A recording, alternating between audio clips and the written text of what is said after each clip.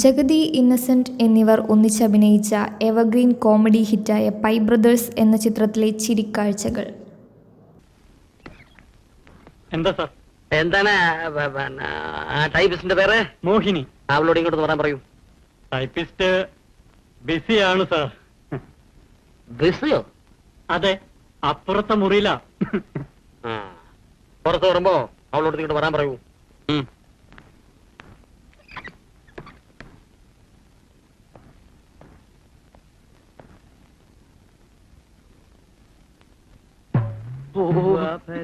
എന്റെ ഉടുപ്പി കൃഷ്ണ, ഈ പടുകിഴവന്മാരിങ്ങനെ ഇമ്മോറലായി പോയല്ലോ. ദ്വാരകപുരി എവിടെ തിളക്കവും ഓലച്ചുഴൽ പാട്ടും അമ്പാടി പൈക്കളും എവിടെ.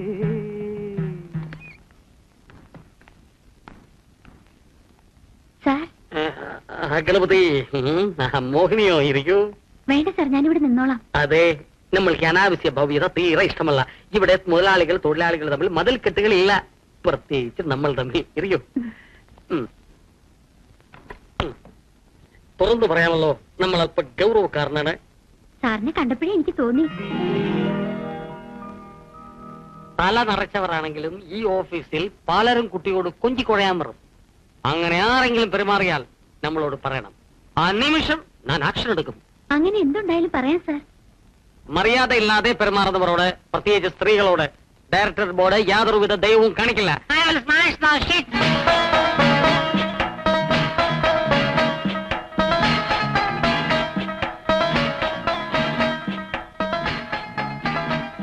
മോഹിനി, മോഹിനി. സോറി സാർ, ഒരു നിമിഷം ഞാൻ മറ്റെവിടെയോ പോയി. എവിടെ?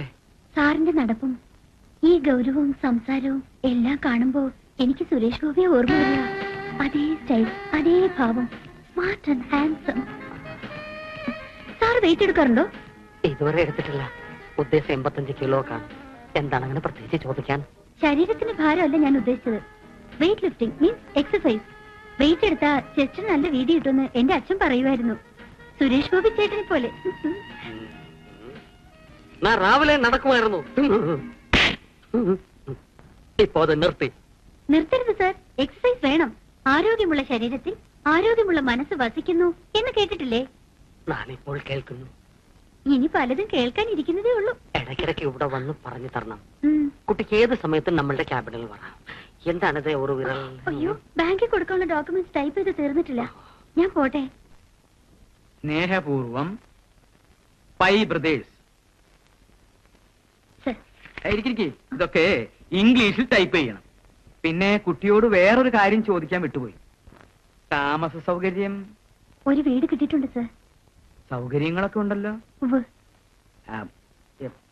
എന്തെങ്കിലും അത്യാവശ്യം ഉണ്ടെങ്കിൽ എന്നോട് ചോദിക്കാൻ മടിക്കരുത്. ഭഗവാനെ, വെറും 1000 രൂപയുടെ തിരുമറിയാണേ. വിദേശത്തിലാളുതനായി തിരിച്ചു വരണേ എന്റെ ദൈവമേ.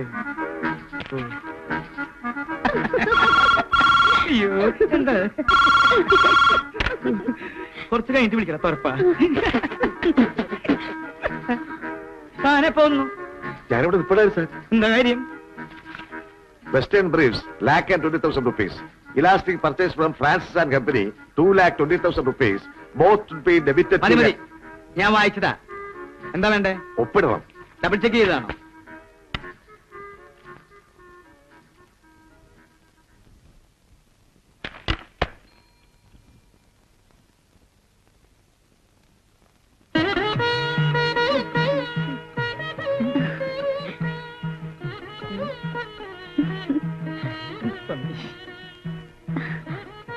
ലെറ്റർ ഡ്രാഫ്റ്റ് ചെയ്യാനുണ്ടെന്ന് ഞാൻ വെറുതെ പറഞ്ഞതാ.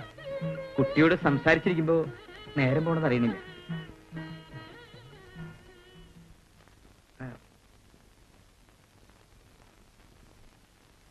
എന്താ? എനിക്ക് സാറിനെ എവിടെ വെച്ച് കണ്ടു പരിചയമുള്ളത് പോലെ. ഏയ്, അങ്ങനെ വരാൻ സാധ്യതയില്ല. അല്ല, എനിക്ക് സാറിന് നല്ല ഫെമിലിയർ ആയി തോന്നുന്നു. ഇപ്പൊ പിടികിട്ടി. എന്താ? സാറിന് മോഹൻലാലിന്റെ നല്ല ഛായയുണ്ട്.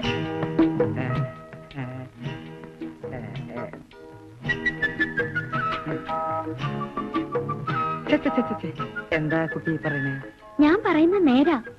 അതേ ഉയരം, കുട്ടികളുടേത് പോലത്തെ മുഖം, തമാശ സ്ഫുരിക്കുന്ന കണ്ണുകൾ.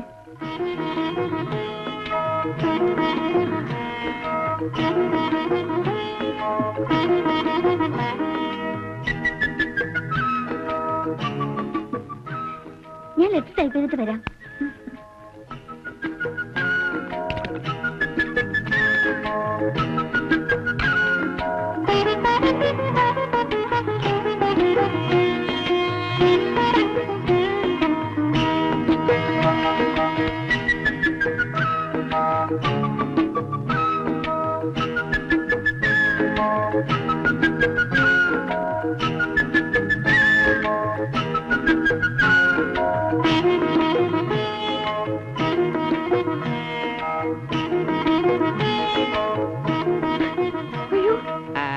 കുട്ടിയുടെ കണ്ണുകളാണ് എനിക്ക് ഇഷ്ടപ്പെട്ടത്. അച്ഛനുമായി യുദ്ധം ചെയ്ത് കുട്ടിയെ തട്ടിക്കൊണ്ടുപോകാൻ ഒന്നല്ല ഈ നീലകണ്ഠൻ.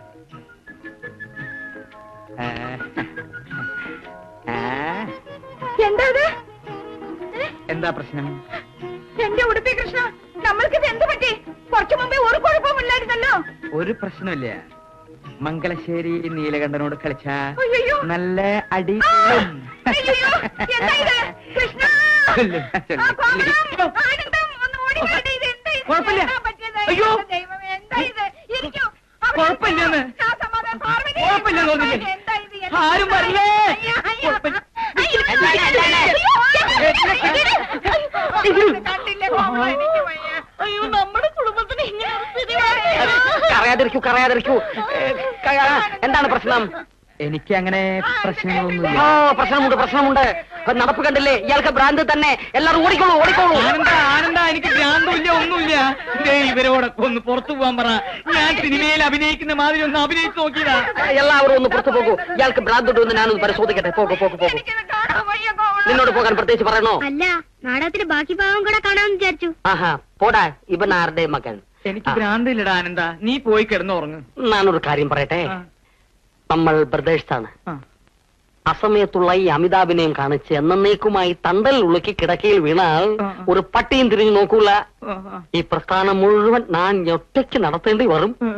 വെറുതെ ആശ തരരുത് കേട്ടോ.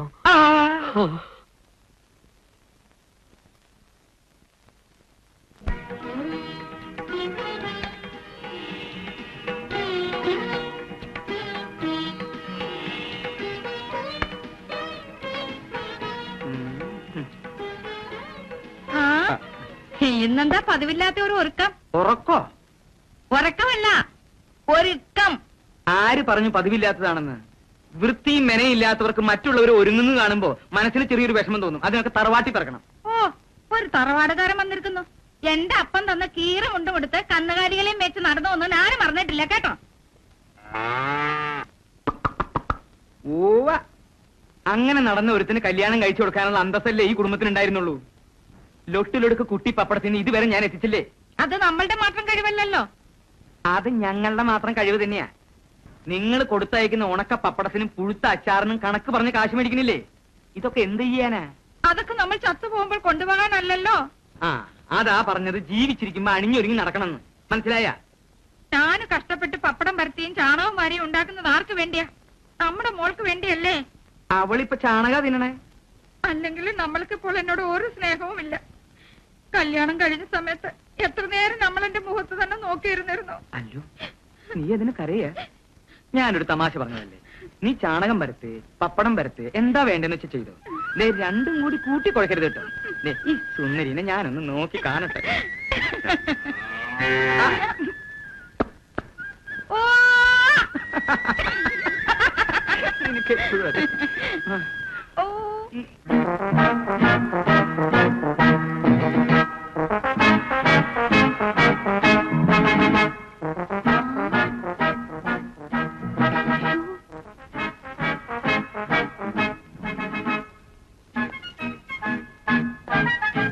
എന്റെ തിരുമൽ ദേവ, നിങ്ങൾ എന്താ ഇങ്ങനെ ഉളക്ക വിഴിഞ്ഞ പോലെ നടക്കുന്നത്? നിനക്ക് തോന്നിയോ? ആ, അയ്യോ, ഇതിന്റെ കഴുത്തിലുള്ള പൗഡർ ഒരുപാടുണ്ടല്ലോ. ഒരു ടെൻ തീർത്തു. ഓ, എന്തൊരു വാസന അത്തറിന്റെ. അതും ഒരു കുപ്പി തീർത്തു. ഇപ്പൊ മൊത്തത്തിൽ നിങ്ങളെ കണ്ടാൽ എങ്ങനെയുണ്ട്? നിങ്ങളെ മൊത്തത്തിൽ കണ്ടാൽ ഒരു കമ്പ് മുറയിൽ കുത്തി നാരങ്ങാത്തോട്ടത്തിൽ കൊണ്ടുപോയി നിർത്തിയാൽ നോക്ക് കുത്തിയാണെന്നേ തോന്നൂ. അത്രയ്ക്ക് സുന്ദരനാണോ നിമ്മ? എന്റെ മനുഷ്യ, നിങ്ങൾ ഇതൊക്കെ ചുരണ്ടി കളഞ്ഞിട്ടുണ്ട്. നന്നായിട്ട് പോകും. നിക്കു സത്യത്തിൽ പറയൂ, നമ്മളെ കണ്ടാൽ വൃത്തികേടുണ്ടോ? മുഹൂർത്തത്തിൽ വൃത്തികേടാണ്. ഇപ്പൊ കുറച്ചുകൂടെ കൂടി, അത്രേ ഉള്ളൂ. ഉണ്ടാകും. അതെ, സൗന്ദര്യം ആസ്വദിക്കാൻ അതിനുള്ള മനസ്സ് വേണം. പണ്ട് നിനക്കതുണ്ടായിരുന്നു. അങ്ങനെയല്ലേ നീ നമ്മളെ ഉളുന്തുമാ പോലെ കുളച്ചെടുത്തത്? അതോടെ നമ്മളുടെ കഷ്ടകാലം തുടങ്ങി. വെറുതെ റോഡിൽ വണ്ടി ഓടിച്ചിരുന്ന എന്നെ ഈ വേഷവും കെട്ടിച്ച് ഇടിവണ്ടി തലയിൽ കെട്ടിവെച്ച് ഗുൽമാൽ ഉണ്ടാക്കാൻ മാത്രം നിന്റെ അപ്പനോട് ഞാൻ എന്ത് ദ്രോഹം ചെയ്തു പണ്ടാറാം? നമ്മളെ ആരും അങ്ങനെ തലയെ കെട്ടി വെച്ചൊന്നുമല്ല. കണ്ണേ കരളെ കണ്ണുമാങ്ങിയെന്ന് വിളിച്ച് എത്ര പേര് എന്റെ പുറകെ നടന്നെന്ന് അറിയാമോ? എന്റെ അപ്പനെ പഠിച്ച് എന്നെ തട്ടിയെടുത്ത കോന്തനല്ലേ നിങ്ങൾ? കോന്തനോ കാന്തനോ? കോന്തൻ. കാര്യം കണ്ടു കഴിഞ്ഞപ്പോ നമ്മൾ വെറും ഇടിവണ്ടിയല്ലേ?